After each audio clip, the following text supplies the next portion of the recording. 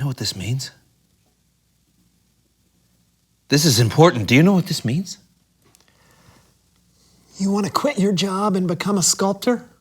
No. You're going to hit me in the face with that. No. This mountain shape reminds you of a close encounter you had with visitors from another planet, and just looking at it makes you want to somehow, some way, find your way back to that place so that your mind can finally be at peace? No. It means I like mashed potatoes a lot. Oh. And also the second thing.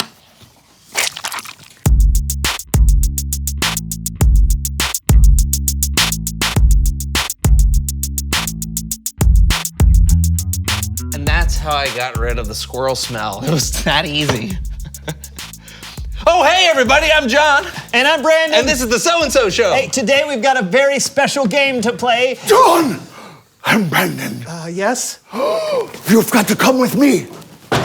At once. And who are you? Oh, of course. Apologies. Yeah. I am Doc Tan. hi. At your service. Well, welcome to the show, Doc. What kind of a doctor are you? Never mind. Listen, your studio is in danger.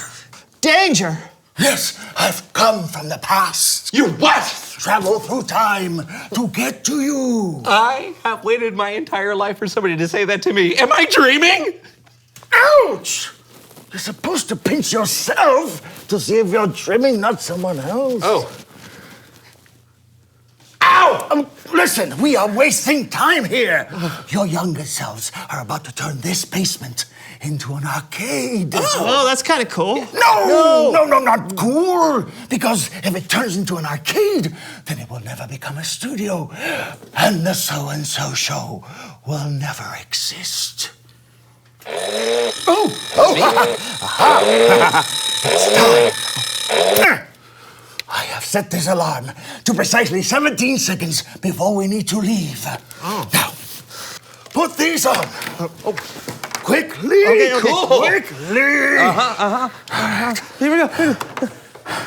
Okay, grab my hands. All right. John, press the button for us. Now? No!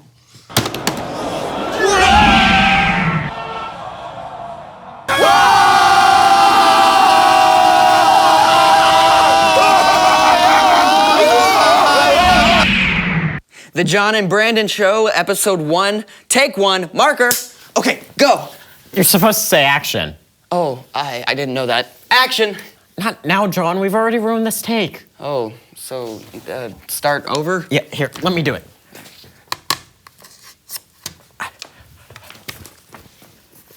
The John and Brandon Show, episode 1, take 2, marker, action. No. Oh, Oh, man. sorry.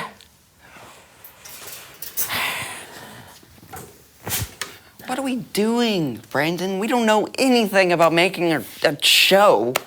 I know, but I thought it would be fun to make your basement into a studio. Yeah, but it's too hard. Let's try something else, something easy. Like an arcade? Like an arcade.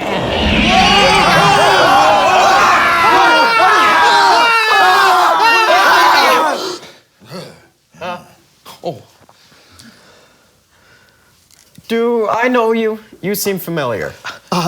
Yes, I am, how do I explain this without altering the entire course of my life? It's you, your future self, all grown up.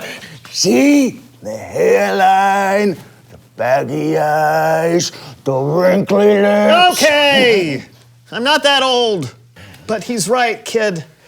I am you. Cool. Super cool. So what happens? Do I become an astronaut, an actor, an underwater drummer? Oh, I totally forgot about underwater drumming. No. But you know what? I really don't want to tell you everything that happens because if I do, it'll ruin half the fun of your journey. Let's just say that this basement comes in real handy. Ah, the arcade. I knew that was a good idea. Actually, not the arcade. A studio. Nah, we already tried that. It's too hard. Oh, well, hey, at least you tried. Yeah. No, hold on. You can't give up on something just because it's hard. Yeah. You've got to keep going. Yeah, Because there are things that happen to you in the future that you don't know about yet. Yeah, like if you don't keep going, then you're gonna miss out on some of the greatest things that have ever happened to you. Like you'll get to spend all this time hanging out with your best friend, and you get to meet a lot of exciting new people and play games and learn about God. I don't know. Yeah, he's right. Well, I guess we could give it one more try. Oh, yeah. And we could put a desk right here and sit behind it like real show hosts. Yeah, and you know what? You could really make a difference in the world, and you couldn't do that if you played in an arcade all day. We don't really know how to make a real show. We haven't known how to do that for 5 years. But hey, listen, remember what our great Uncle Spaghetti Todd used to say? Yeah. You don't have to unravel the whole bowl of noodles before you eat. Yeah, right. Sometimes you just gotta go for it. Yeah, let's do it. Close enough, close enough. You did it! We did it! You saved the studio!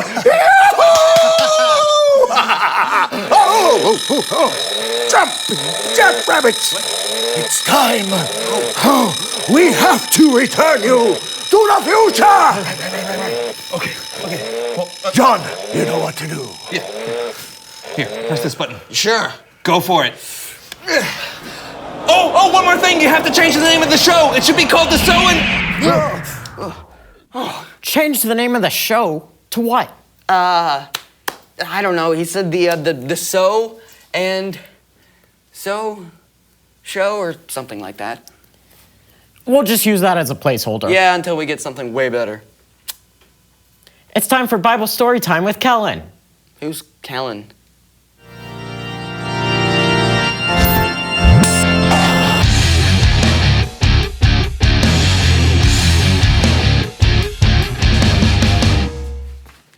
Hey guys, listen, unfortunately something has come up and I can't be with you all today, but don't worry, everything's fine.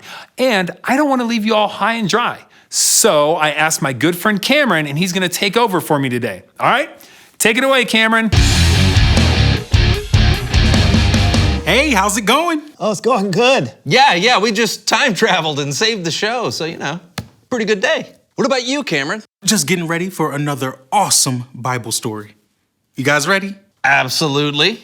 Today, we're learning more about Joseph, whose story is written down in the book of Genesis. Joseph was born into a big family. He had 10 older brothers. His father, Jacob, loved Joseph more than his brothers and treated him extra special. He gave Joseph a beautiful, expensive coat with many colors. Joseph had dreams that one day, his older brothers would bow down to him. So his brothers became angry and jealous of Joseph. One day they teamed up against him, took him away and sold him into slavery to some traders headed for Egypt.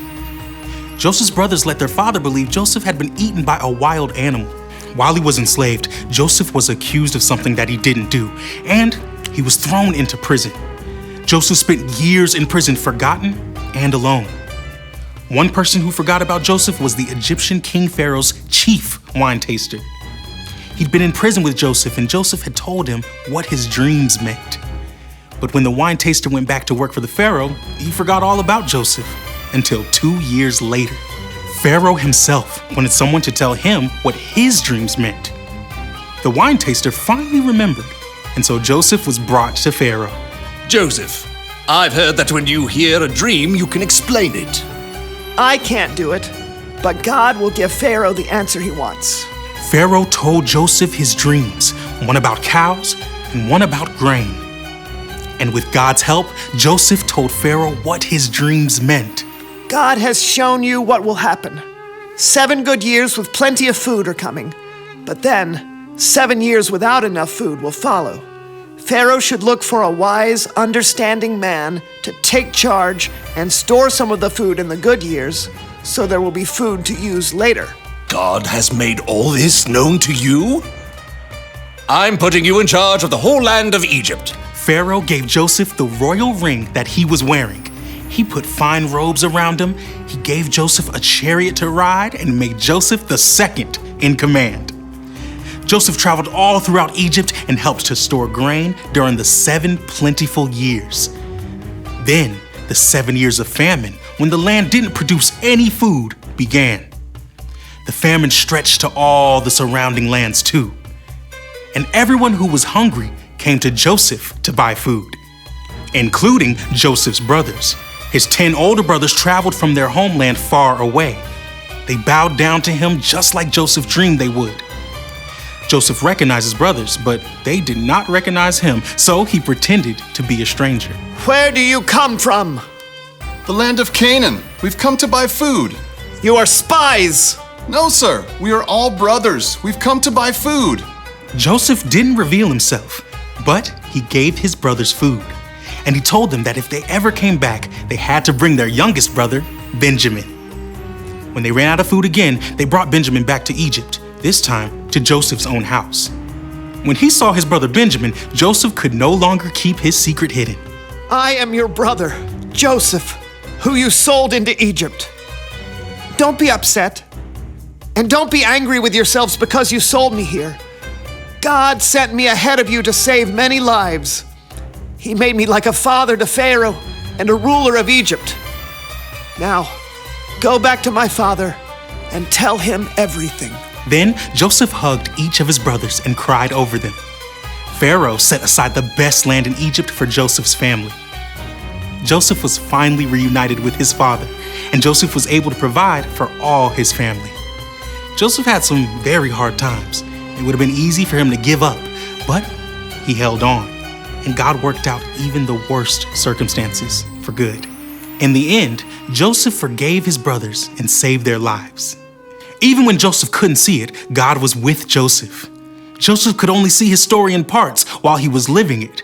God could see the bigger story. Whoa. My thoughts exactly. I mean, Joseph's brothers were terrible to him. Yeah, they were. But Joseph didn't give up. God was able to make something good come out of something bad. You know, God's pretty amazing at turning things around. Totally. Great story, Cameron. Bye. Anytime. See ya. I am glad we decided to keep going all those years ago. Otherwise, we would have missed today's story. Yeah, and they would have too. Yeah, everything turned out much better than I expected. So true. So, hey, reveal the question.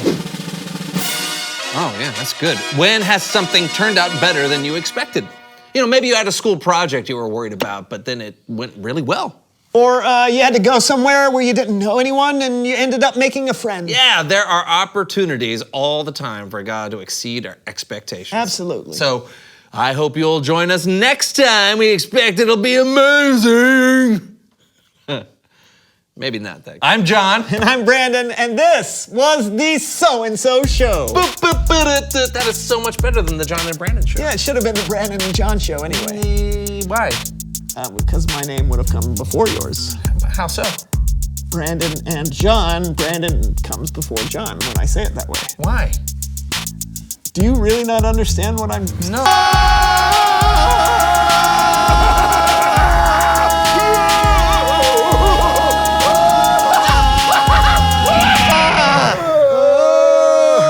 Hey! Hey, you. That one looks like you. What? That one looks like you. No, I don't see a sheep. So we're still doing this. Hey. Oh, man.